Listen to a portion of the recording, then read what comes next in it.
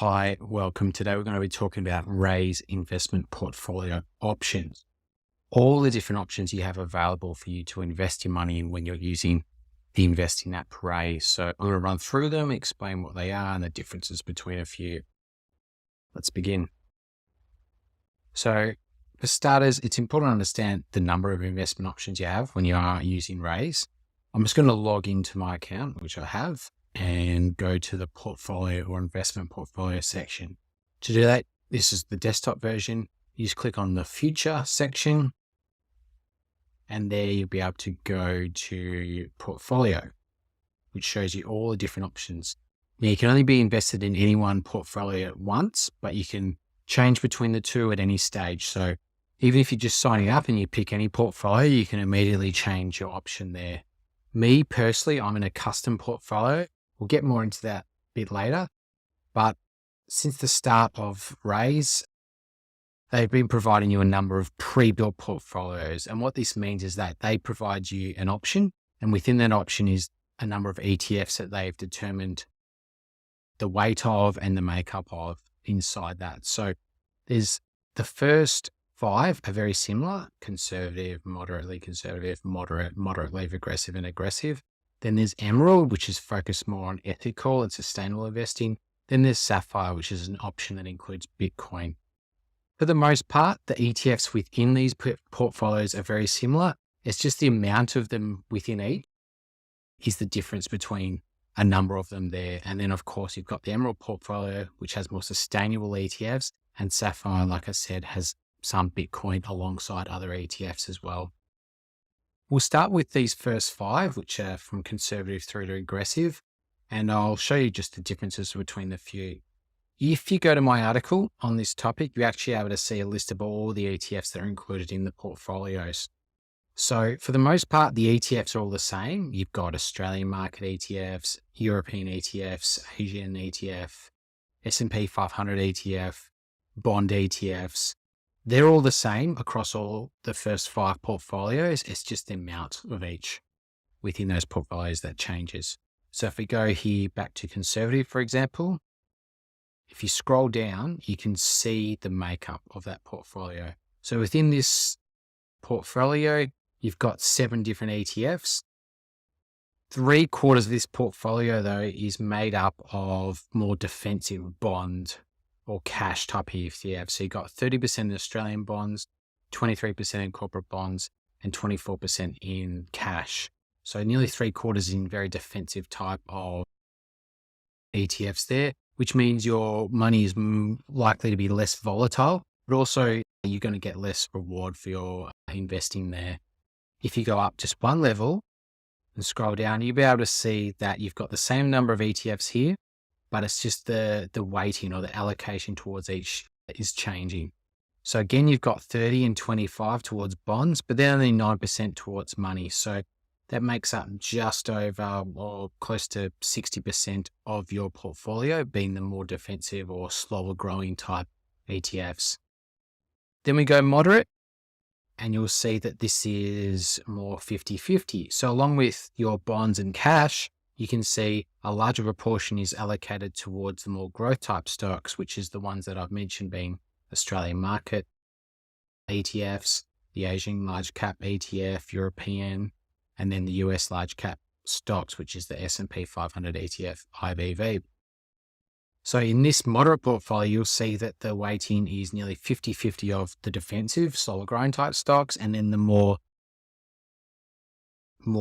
stock focused ETFs, which are all about investing in companies within certain markets.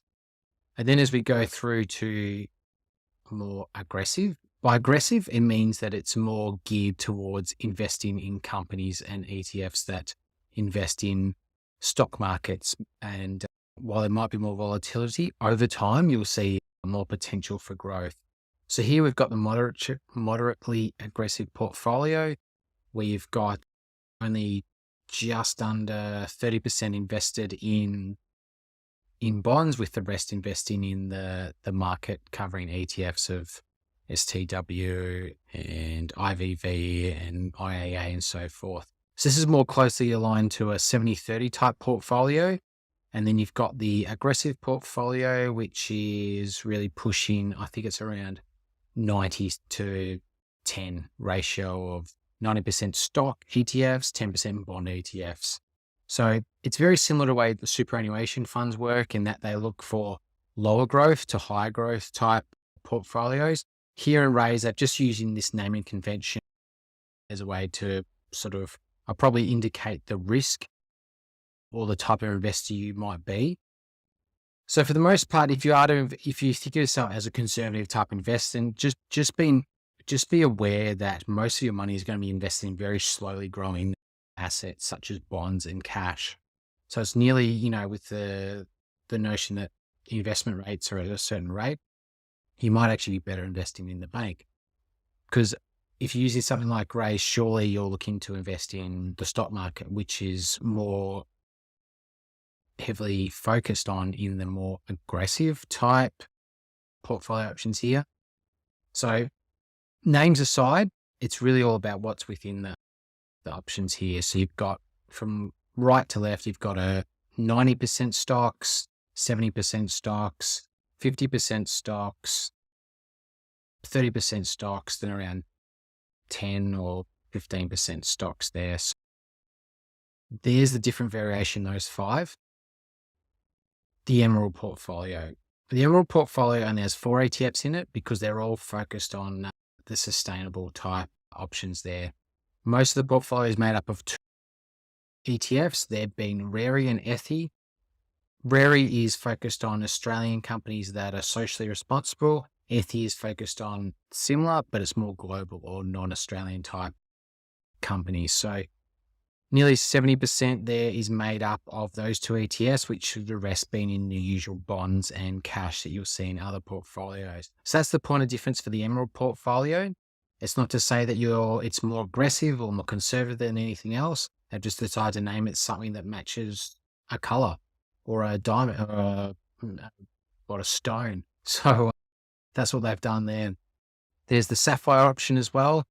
And that is very similar, I think, to the aggressive portfolio. The only change here being that 5% is invested in Bitcoin. So it's not an ETF, it's the cryptocurrency itself that's invested.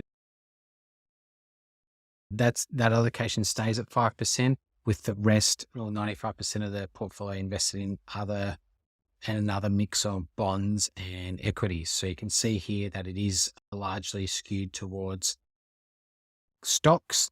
So you've got, the large cap stocks there making up most of the portfolio. So there's an option there if you want to invest in Bitcoin, but you can also do that if you're investing in a custom portfolio as well. So those 7 portfolios that I talked about already are all predetermined. They're built and managed by Raiz, and they just sit there and they just do their thing, and you don't need to worry about anything else besides putting money into the app. If you wanted to be a bit more hands-on, then you can try a custom portfolio.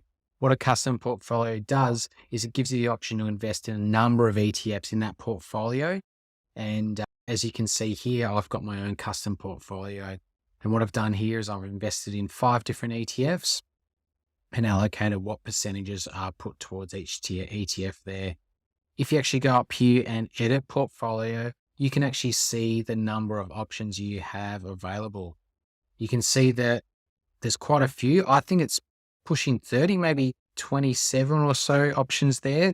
And they're quite a few there, ranging from your quite well-known popular ETFs such as O or NDQ. V's in there, Fair and FT are there as well. But then you've also got the more boutique type ETFs, which are, battery tech and lithium, global cybersecurity, gold, Raiz property. Raiz property isn't actually an ETF. It's actually a property fund that Raiz manage themselves. So if you wanted to add a bit of property in your portfolio, then that's your option here. To make changes to a custom portfolio, all you need to do is find what you want to invest in and then just scroll up and down this here to determine the allocation you want to put to it. So for me, as you can see, I'm personally invested in a custom portfolio. I think it's a fantastic option for someone who wants to invest in a number of ETFs, but doesn't want to go through the hassle of buying and selling them individually. Because of the nature of Raiz, you can invest, from $5 upwards meaning you don't need to wait until you have a certain amount of money to invest in an ETF. So with the amount of options available, I think this is one of the best ways you can invest in Australia right now, because you've got your mainstream ETFs, you've got some options. You can create a really diversified portfolio of 1 or 25 different ETFs and not have to worry about, trading costs and so forth. Raiz obviously does charge a regular monthly fee for custom portfolios. It is a bit higher. It's $4.50. For the other portfolios, it's $3.50 until you get over your balance of $15,000. Then it's a percentage of 0.275. So that's it for portfolios. You can come in here at any time and change your portfolio. When you do that, you can save that and then it will show you that it's done a rebalance. So I've just recently done a rebalance and you can see that it has bought and sold a few ETFs so that it's now got my portfolio in the right place, that it matches what I've set for it in a custom portfolio. So that's how it works. It's quite a fast process for rebalancing, and you can just do that and make a choice and get on with your life. So hope that helps, and happy investing.